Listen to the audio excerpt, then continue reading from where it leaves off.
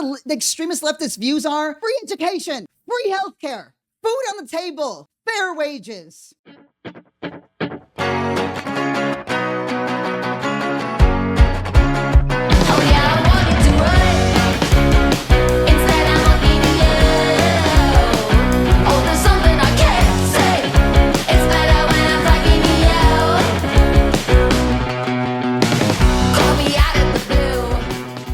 Hello, family. I'm Janaea Future Khan, and this is Dark Woke. Before we begin, I just want to say thank you to all the listeners out there, and a special shout out to all the supporters of the show. It really means the world to me. If you'd like to become a supporter of the show, you can find the link in the write-up below. Now, I can talk about how unbelievably angry I am that this is the state of the world and the state of the country that we live in. Oh, I just wake up and there's a new news clip on the fact that 200, really over 200 Guatemalan kids are just facing deportation. That's it. A judge, by the way, has temporarily blocked that. Thank goodness, right? Because of the government's false pretexts. What are those pretexts? Just racism. But at this point, anything that goes up to the Supreme Court, we know that Trump's got them in the bag. This is just normal. People can be disappeared on the street, but this is the thing. First of all, don't touch my Jimmys, okay? We're hitting Jimmy Kimmel, but we're going to be really talking about words from the likes of Ezra Klein and Obama in the face of the murder of Charlie Kirk, and really the state of the country, and the fact that we keep getting betrayed by our so-called leaders who are supposed to lead us out of it. My question is, how are you going to lead us out of it when you can't even say what it is? Let's start with Jimmy Kimmel. What happened there? So Jimmy Kimmel does what he does. He gets online. He has an opening monologue, which is very standard of late night shows. We already lost my favorite lesbian in the world, Colbert. I don't want to live in the world without America's most beloved lesbian. Give me back Stephen Colbert. But this Jimmy Kimmel thing is really, really insidious. Now, we knew when Charlie Kirk was murdered by Tyler Robinson, ostensibly for his hate mongering, which is the only thing we know to be true, which would mean that Tyler Robinson is not some leftist, right? Which they want him to be so badly, right? He's just normal. He was a normal guy who thought, I don't want to live in a world where this kind of hate is seen as a status quo. This incident, right? A regular person deciding to take action, you know what that is an indication of? An unbelievable failure of leadership, and not the leadership that is currently in this administration. Oh no, the leadership that's meant to take us out of there. Does the left have problems? Oh yeah. Oh, we'll have so much time to get into them. So you know that I love talking about the problems that the left has, and also addressing some of those problems and bringing forth some solutions. But no, this is not about that, right? This is the lack of leadership, the lack of a backbone that anybody in the Democratic establishment or the Democratic establishment alum, right, that they're actually demonstrating in the face of fascism, which they can't even really name at this point. Okay, back to Jimmy Kimmel. Jimmy Kimmel was canceled. He was canceled immediately, right? Why? Because of disparaging remarks he made of Charlie Kirk, except I've listened to the clip. There are no disparaging remarks of Charlie Kirk. None. Nothing at all existed in Jimmy Kimmel's monologue. Now, I'm hesitant to play it. I'm going to have to, if I do, I'm going to have to keep, pausing it so that I don't get a copyright strike. But I want you to hear it for yourself if you haven't already. What is it exactly that was said that the right was a huge proponent of that? But we know that isn't the case. And here's the thing, right? Media companies are going to punish any Trump critics if they want their mega mergers approved. That's it. They will always kowtow to the leadership of a demented mad king who looks every ounce as unclean and gross as he is inside, right? Just for mega mergers. And you ask us, how is this not illegal? Well, that's why antitrust laws are essential. But that's the thing. All of these mega mergers are precisely why. precisely why the quality of life for everyday American citizens has plummeted in the last 2 decades, right? This is why it was essential that we have people like Alina Khan as the FTC chair. It's why she was one of the first targets that they got out there, right? It's partly why Elizabeth Warren was, in my opinion, and the opinion of other smart people, the best candidate. Because not only did she hold some socialist views, right? She had a very, very strong antitrust position. And she was able to build coalitions in the government at a time when that still made sense, right? And this is not to say that I don't love my little matzo ball, or if I could vote, I wouldn't for him when the option came. But we just weren't honest because we're not smart when it comes to economy. We're not smart when it comes to understanding the corporatocracy that is governing our lives. That's okay. It's a thing that we just have to build up a little bit. We'll be fine, right? But again, I want to illustrate that Jimmy Kimmel was kicked off of NBC because of a mega merger. And that mega merger, all of these mega mergers that have happened in the last 20 years is exactly why the quality of life for everyday American citizens has plummeted in the last 10 to 20 years. It's accelerated the concentration of wealth in the hands of fewer and fewer men. So we have fewer options. We don't get to make as informed decisions from several strong options. No, we get one or two, right? And that's it. And those one or two options that we get, well, they curate what we see, and they curate how we see it, and they curate when we see it. And who's holding this wealth? Who's hoarding this wealth? Oh, it's just very decrepit, old feathery men, right? Amoral men. They don't care who they hurt. So yes, we all know that the realities of xenophobia and homophobia and racism are what's shaping so much of our world. But here's the thing. Some of them might be racist. Some of them not. Some of them might be weirdos like Peter Thiel, who believes in the Antichrist, right? Even though he's a homosexual himself. Right? I'm like, to them, you literally are that, right? Or Musk, who will become whatever he needs to be. And I do believe that he is a disgusting, deplorable human being, right? But is he a racist? Is he transphobic? Does it matter at this point? Because what we do know is the only thing that is God to these men is money, and they will, whether they believe it or not, they will morph into whatever they need to become that's going to make them the most money the fastest. And because of the concentration of wealth, right? You get to a point where the bigger the whale, the bigger the mouth.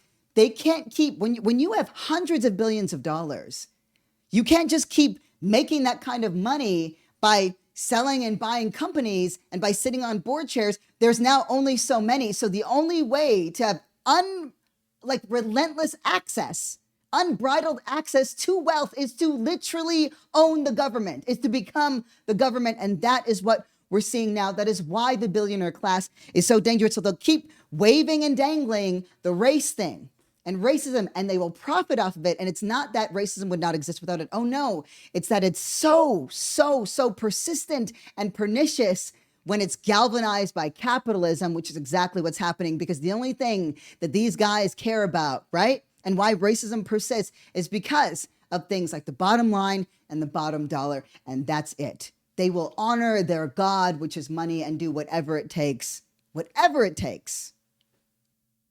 to earn it. That's it. And this is what the rich have always done, right? Oh, the working class are starting to figure some things out. Throw racism there. Make sure we separate them out. And for some reason, white people in this country fall for it over and over and over again. And don't worry, I know about the weird numbers of Latino and Black men who are suddenly like, yeah, totally. Sure. Yeah, I definitely fit in there, right? Please be so serious. Does everybody have CTE over there? Do I have to remind us of Bacon's Rebellion? Remember when we were all, this is one of my favorite little yaps. Some of you have heard this before, but it blows my mind every time, right? The rich will always use identity and race and dangle it in front of poorer white people and say, and working class white people and indentured white people and say, hey, this is why your life sucks, right? Black people and trans people, this is why your life sucks. Not because I have all your shit, not because I have all your wages, because I literally don't pay you what you deserve, right? Even though you're generating wealth in the American economy, that's the thing. When you hoard wealth, right? The wealth that we generate by our work, by our products, by our output, doesn't actually circle back when we buy things that we need, right? Like groceries, right? Like equipment to do things like this. It doesn't go back into the economy, it goes back into their hands.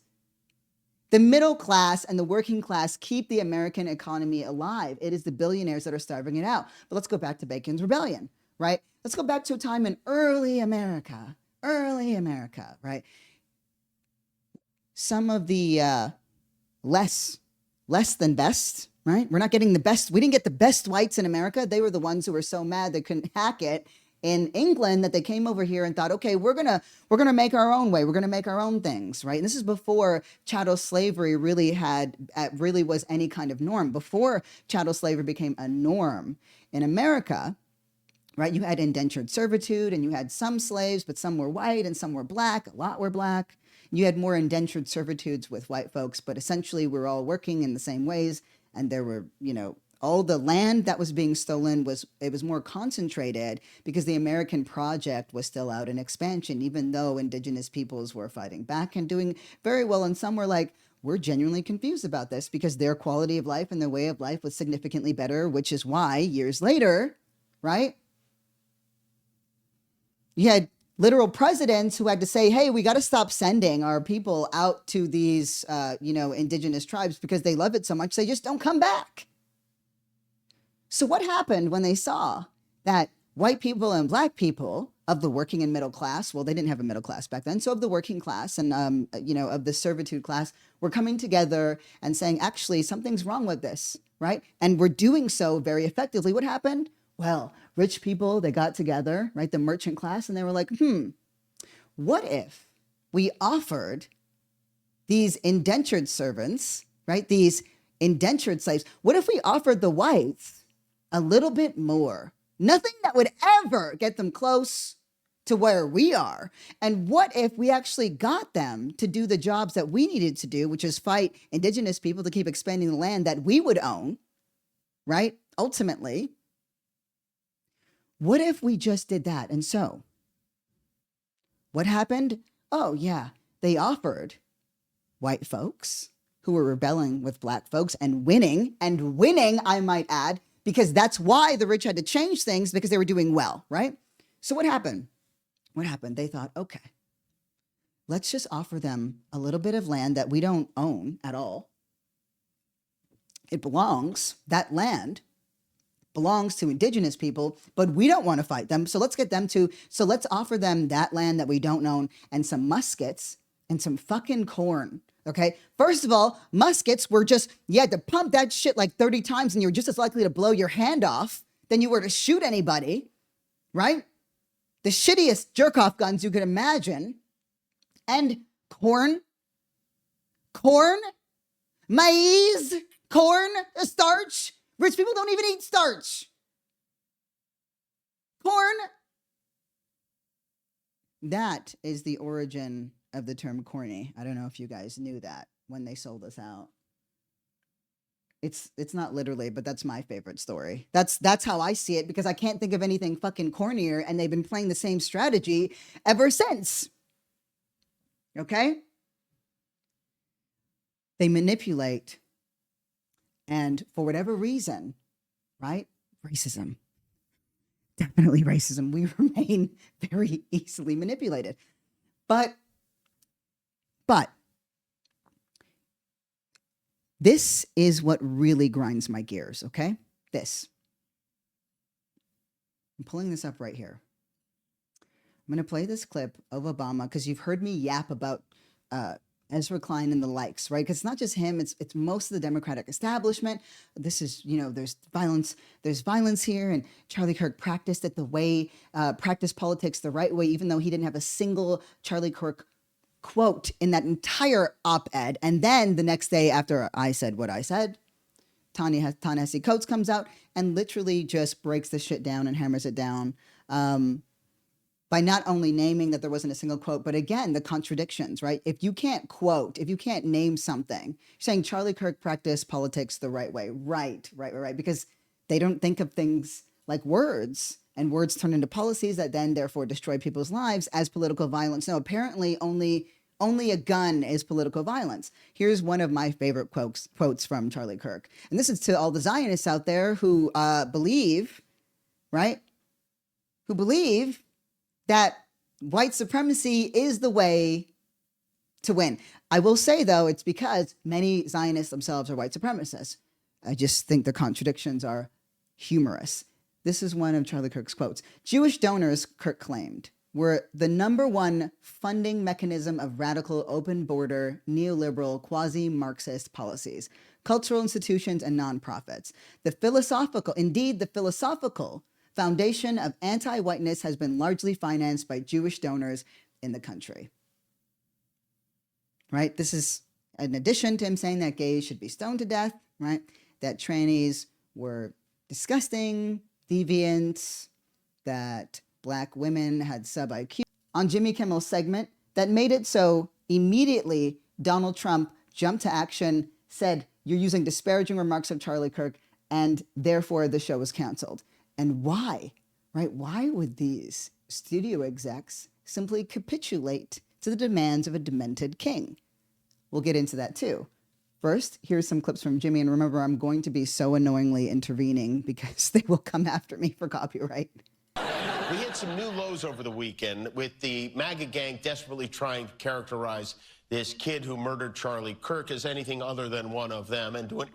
And look, in this moment, he's talking about Charlie Robinson. I'm sorry, my apologies. I put their names together. Oof, I've been reading too much. In this case, he's talking about Tyler Robinson. More details are coming out, but I do want to illustrate again. If there was anything at all, that Tyler Robinson had said or done that was explicitly left-wing, like explicitly so clear, you think it wouldn't be plastered on every wall, on every ceiling, on every news segment. It would be shoved down our throats in every way you could imagine. But instead, we have couchfucker J.D. Vance jumping on to Charlie Kirk's podcast, right, after he's dead and gone, to tell us that it was the left, to tell us that the left is so dangerous, the left is so deadly, that we're the real danger in America, even as, right, we're seeing the normalization of hatred and bigotry in ways unprecedented. But there's so much more to say about that. Everything they can to score political points from it. In between the finger pointing, there was grieving. On Friday, the White House. So, right, the White House posts this thing. I'm going to jump over this part so that I don't get in trouble. But basically, I'm going to play this clip of Donald Trump because this is free for use. And in this clip that Jimmy Kimmel is referencing, Donald Trump is being asked about Charlie Kirk. Why don't you hear for yourself how he is mourning, right? This president that is using every resource that he has to eliminate any political opponent whatsoever. How is he mourning this guy? Because he's using Charlie Kirk's death to his advantage. How deeply is Donald Trump grieving over Charlie Kirk? Condolences on the loss of your friend Charlie Kirk. May I ask, sir, personally, how are you holding up over the last day and a half, sir? I think very good. And by the way, right there, you see all the trucks?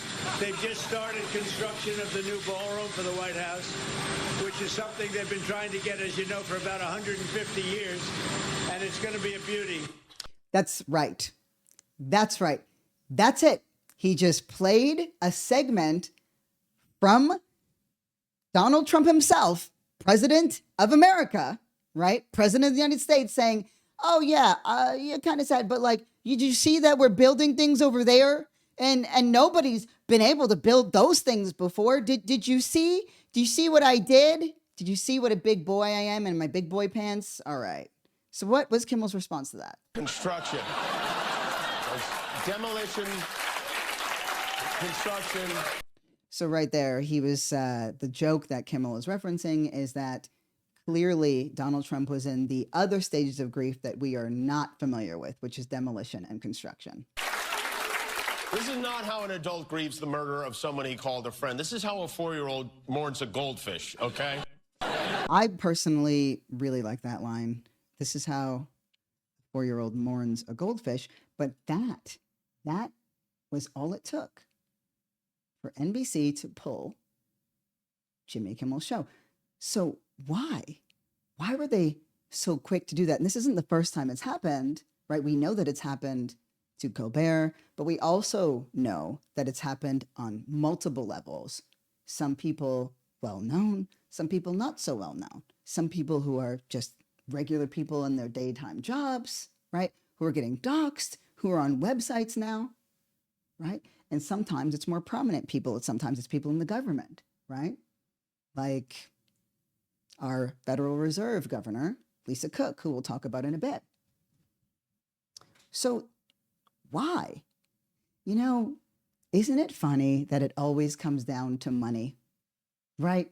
Isn't it funny that it always comes down to money? I'm going to play this segment right quick of Kara Swisher talking to Anderson Cooper, right, on the media merger that is implicated and really behind all of this. Because ultimately, it's always the rich men, right? Wealth being hoarded in the hands of a few. It's always rich men terrified of upsetting the richer men, lest they not get richer by offending them. I hate that it's so simple, but let me play this segment to demonstrate or further illustrate exactly what was at stake here. And then, oh my God, then we're going to light this thing on fire because I am so angry. This is not natural, right? Waking up through this, living through this is not natural. It's irrational to try to reason with bigotry always. And there's a part of our minds, right? There's a part of our minds that are trying to make sense of the inhumane, of the cruelty, of the unkindness, of the insensible, right? Acts that this government is taking, but it's always about money. And they will use anything to make that, they will use anything to grow their own wealth. But let me just play this so we can really understand exactly what merger, right? And who stood to make money. Again, here's the segment on with Kara Swisher and Anderson Cooper. Brendan Carr is rather thirsty for attention. That's one thing, and it's unbecoming a public official. But that's nothing new for him. This is what he does. I mean, I think one thing you're leaving out is Nexstar is trying to do a very large merger with Tegna, and so they will do whatever it takes to satisfy someone. That's important. Who's a kind of a toady to Donald Trump. Right. That's an important point because that merger would require the approval of the FCC, correct? Correct. That's correct. And so they're trying to do. And who has the FCC in their pocket? The Trump administration. Anything he can do to shake them down on behalf of Donald Trump, he's doing, which is including these people who are alleged free speech warriors have turned out to be cancel culture fans. And so, Jimmy Kimmel also tweeted something out saying he was so sorry for this death and we should put aside our differences. He's a comic. Comics should be able to make jokes. Comics should be able to make jokes. I seem to recall and in response to all of this, right, which I'm going to further scaffold, I want you to hear what Obama had to say because, we're in this moment. We're in this really awful moment politically, right? Where, yes, we've all been inundated with political violence on some level, not the status quo, of course, because the political violence that was experienced by Charlie Kirk, right, is the very one that he normalized and aided in normalizing in this country. So, most Democrats, most liberals, many people will look to someone like Barack Obama for leadership, for clarity on what we need to do for the fight ahead. This is what Obama had to say in response. And so when I hear not just our current president, but his aides, who have a history of calling political opponents vermin, enemies, who need to be targeted. That speaks to a broader problem that we have right now. And something that we're going to I don't know why have people to clapped for that, but sure. grapple with, all of us, whether we're Democrats, Republicans, independents. You know, sorry, even that clap irritated me, right? He said it speaks to a broader problem, which suggests, right, that it is more than just the subset that he referenced. He referenced, right, the right. He referenced the right, referring to their political opponents as vermin, right? He said it speaks to a broader problem, and then they clapped, which means that that extends across the board. What things has the left done? What has the left said that's had any actual impact, right? What was the thing that we were saying about deplorables? Was that it? Right? That's deplorable. What you say is deplorable, right? I'm saying this to you because of your political beliefs, which say that people shouldn't have human rights. What does the left believe? Oh, right, that people should have human rights. Okay, I just wanted to make sure we're on the same page.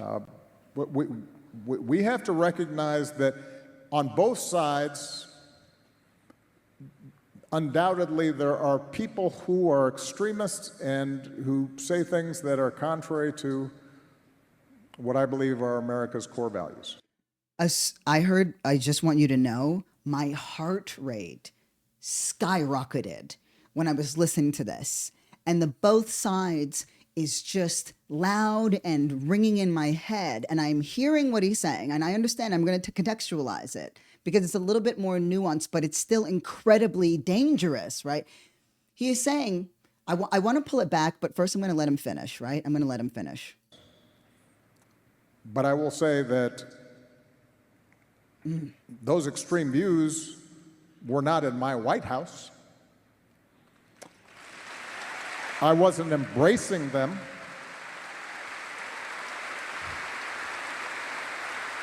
I wasn't empowering them. I wasn't putting the weight of the United States government behind extremist views. And that is when you know, actually, I am so frustrated. I'm so frustrated, right? We have extreme people, right? There's going to be some people on both sides with extremist views, okay? That's too generic, but I can let that stand, right? And he said, I didn't let that into my White House. I didn't embrace it. I didn't normalize it. But again, what are the extremist views of the left? Why am I so clear on what the extremist views of the right are? Oh, I'm crystal clear on those. I am arguably more well-read, right? More well-informed than average people can be because this is what I do. This is what I do. I do research, and oh, do I do research. I like to know exactly what I'm talking about, right? I make corrections when I don't, but I tend not to need to make corrections, right? I'm a little rusty, but even still. And I couldn't tell you that there's any kind of consensus on what leftist extremist views are because they are never articulated, because nobody knows what they are because they don't exist. They don't exist. You want to know what the extremist leftist views are? Free education, free healthcare, food on the table, fair wages. When we have the weight of the United States government behind extremist views, we've got a problem. Okay. I'm done. I'm done. We've got to get into this now, because I sat there and I listened to us and I listened to us and I listened to this over and over again, and I played it over and over again, and I watched the entire thing. I am so sick and tired, right, of this both sides framing. We have got to stop with this. It is so irresponsible at this point. I am not going to deny, right? I'm going to give as much ground to the other argument as I possibly can, so that you can see that even if we take what they say at face value, it's bullshit. Okay, there was let's say this trans shooter that was that happened a couple weeks ago. Okay, let's say the person was a leftist. Let's even say that Tyler Robinson is a leftist, which he is not, right? But there's no evidence, there's no credible evidence that says he is. But let's say that it is. It's still 1 in 99. It's 1%, right? Less than 1%, then the 99%. But let's just say it's 1 out of 99. The 99 mass shooters in America are white men, and men in general, but overwhelmingly white men. To say both sides, to create this false equivalency of there are these two extremist views, is so irresponsible as a leader at this point. It's like comparing a boil on somebody's ass to stage 4 cancer, right? Has the left been a pain in the ass? Oh, absolutely yes. But the other one is systemically and systematically slowly killing us by replicating itself over and over and over again. So the miracle of the functioning of the human body is completely destroyed. That's the difference. And to suggest that these things are the same is so unbelievably disgusting at this point, when we need clarity, right? We need political clarity and we need leadership. What has the left done to actually invoke violence? Truly, right? Okay, again, let's give as much ground as we possibly can. Antifa burned a car, right? Said, fuck the police. An ACAB, right? What has the right done, from Charlottesville, right, to abducting people on the streets, to the January 6th insurrection? What did BLM do? March with signs and try to change policy. And what systemic power does the left have, right? Extremist views, extremist violence, they're the same, both sides. What systemic power does the left have?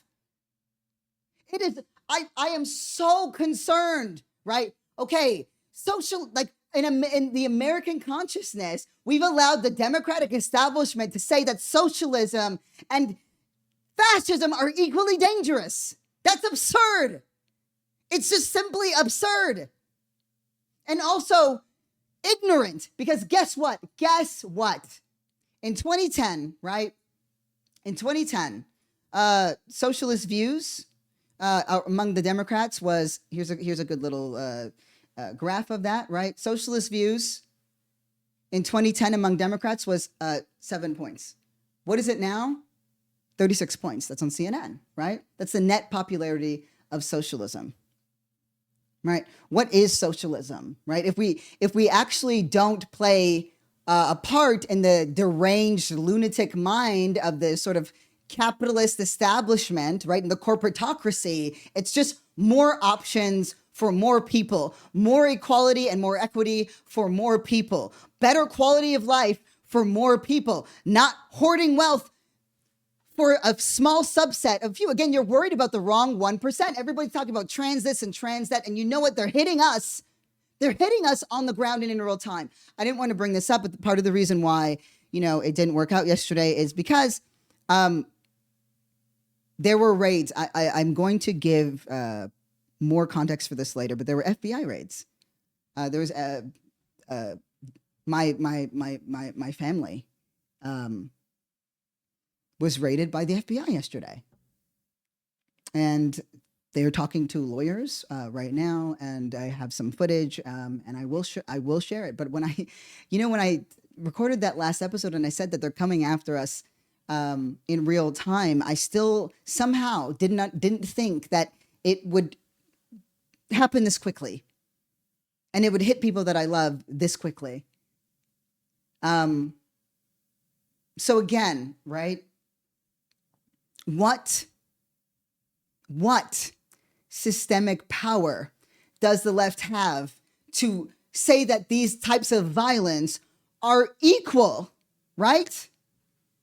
You know what the ultimate irony of this is? That it was under Obama's administration, right? That the threat of domestic terrorism in this country by right men reached a height, so much so that the FBI and the CIA, a federally funded report went out on how it said this, far right extremism was the greatest domestic terror threat in America. It was under his administration that this happened, that this was said, that this was reported on. So to make this equivalency at this stage, right? And I know because I read that report, I worked.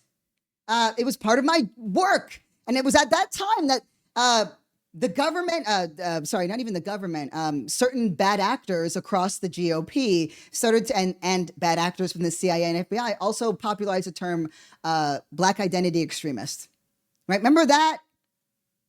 Remember Black identity extremists? And they used that to come after people who look like me. But it wasn't people who look like me that was murdering people in malls and in schools, right?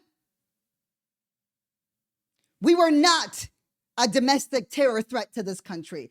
But the idea of Black leadership continues to be something that terrifies the imagination of the American conscious. And it will continue to do so. It will continue to do so until we confront the original sin that is chattel slavery here in America. You want to know why the popular vote doesn't matter? You want to know why what Americans actually want across the board is never reflected in our government?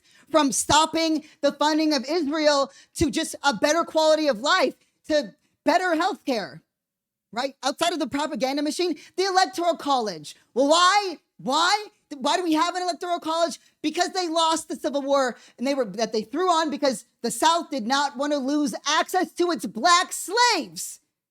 And so they threw tantrums and had a whole fucking war, right?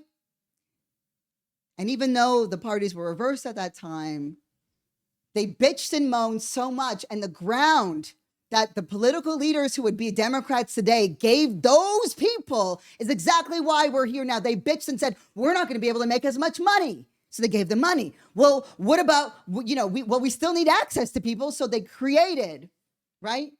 They created prison slavery, right? They turned it from plantation slavery to prison slavery. So now they were sweeping up, they created vagrancy laws so that if any Black person that was wandering, if just imagine you were free one day, just one day you're free, right? You've been enslaved your whole life, one day you're free. You've never been allowed to read, even though we all know that Black folks still managed to carve out ways of life, right? But imagine you're out and you don't have any money. Many can't read. You don't have anywhere to live. So they created vagrancy laws and they swept them up, right? They said, hey, show us proof of employment. Show us proof of, that you live somewhere. Okay, no, you don't. Okay, great. I'm going to throw you in a prison. And then the prisons are going to rent you out to these landowners, right? And what else did they bitch and moan about? Well, they said, our states are smaller and we don't get equal representation. So we demand equal seats, even though they're larger states with more people in them. Right? No, we should have equal representation, and hence we have the Electoral College. All of it has to do with race and racism. America wouldn't even be one of the superpowers of the world if they weren't able to concentrate wealth through chattel slavery.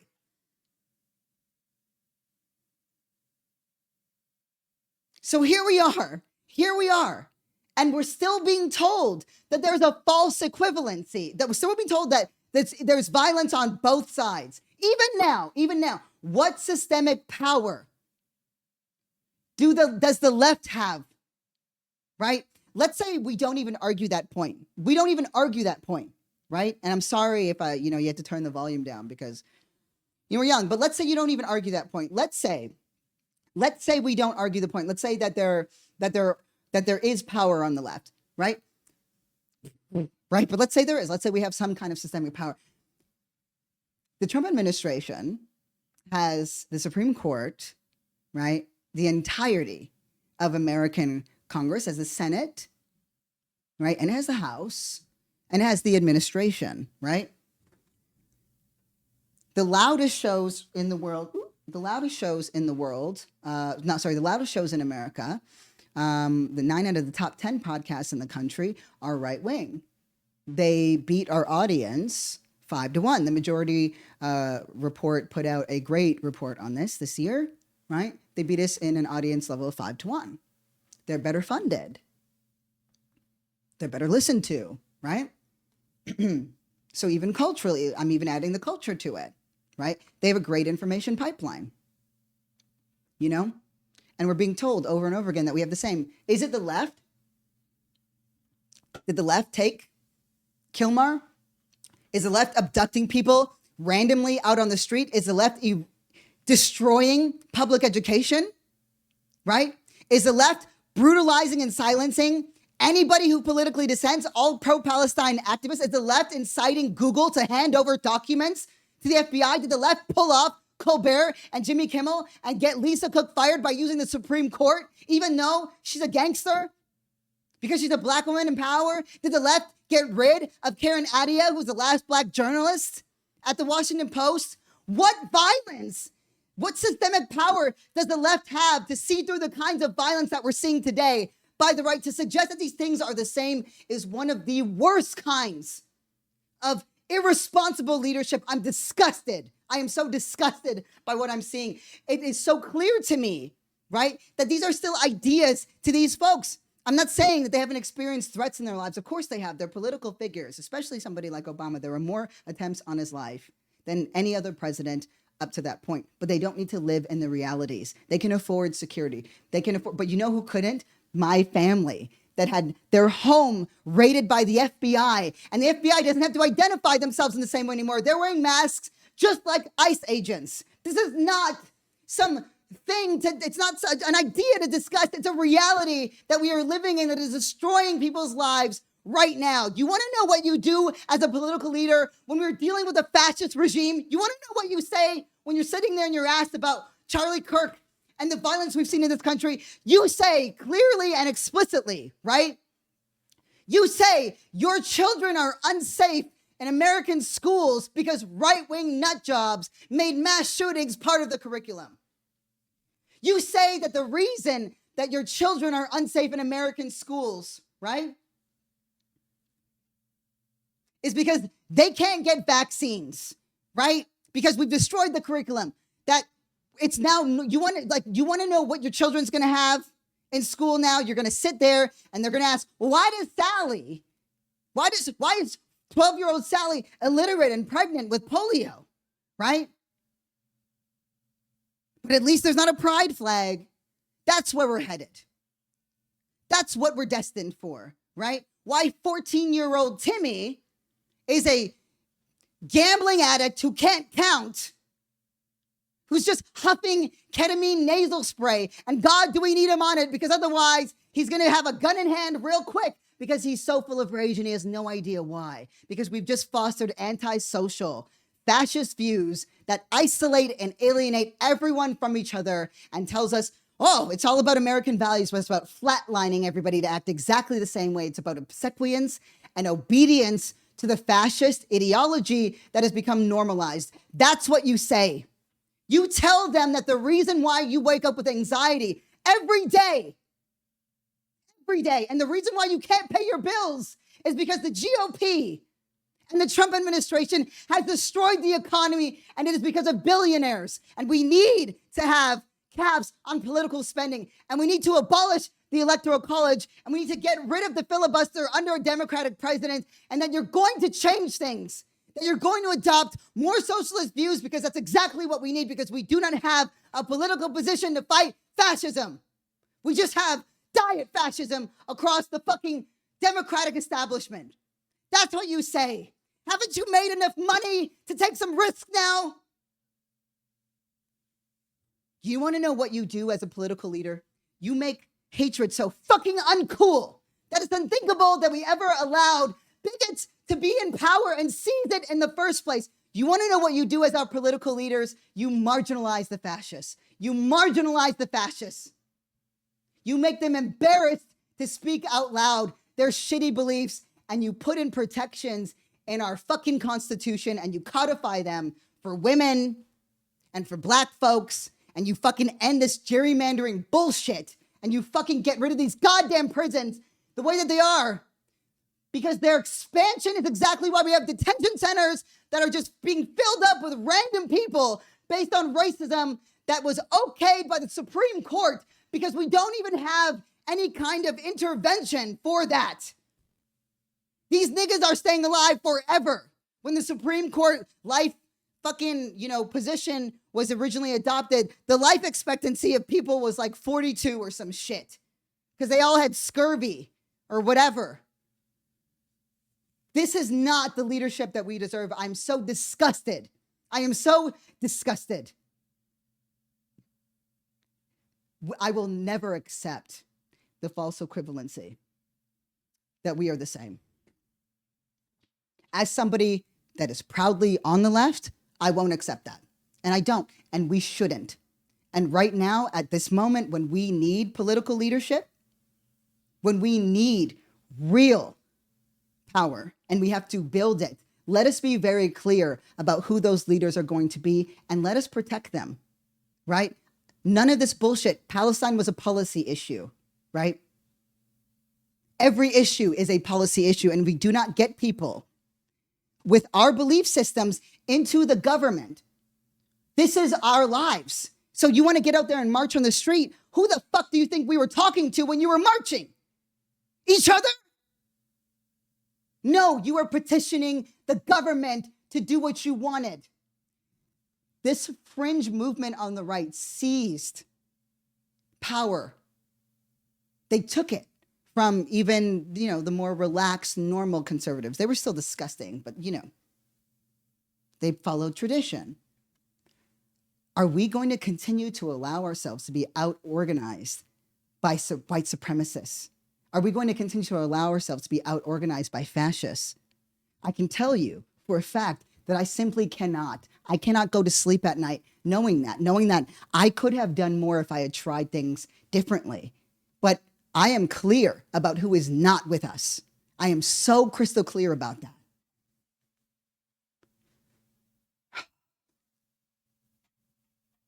And I know that it's hard to imagine that we could do anything meaningful or powerful, but my God, look what we've achieved. When we fight, we win. It's not just a saying, it is a fact, it is a truth, so we consolidate the hearts and minds of thinking and caring people. We consolidate the hearts and minds of the masses, and we fucking marginalize the shit out of these people. They've always been here, and they always will be here, and that's fine, right? We just have to make them as irrelevant and inconsequential as everyone else is, with bad thoughts and ideas, just like we had with the anti-vaxxers, right? The anti-vaxxers, what a fucking joke, right? We take for granted the medications that other people in the world are desperate for. And they could develop those medications themselves, except we take their resources and keep them in a state where they never could. And now they can't access them either.